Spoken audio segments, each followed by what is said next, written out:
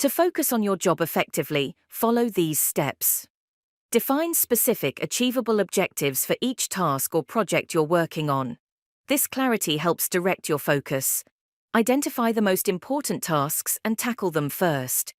Use techniques like Eisenhower matrix to distinguish urgent and important tasks. Minimize interruptions by turning off notifications, closing unnecessary tabs, and creating a dedicated workspace.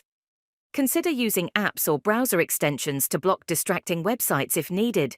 Divide large tasks into smaller, more manageable segments. Focus on completing one segment at a time to maintain momentum and motivation. Use techniques like the Pomodoro technique to work in focused bursts with short breaks in between. This helps prevent burnout and maintains productivity. Keep your workspace and digital files organized to reduce clutter and save time searching for information. Prioritize self-care by getting enough sleep, eating healthily, exercising regularly, and taking breaks throughout the day. A healthy body and mind are crucial for sustaining focus. Regularly review your progress and adjust your strategies as needed. Learn from your experiences to continually improve your focus and productivity.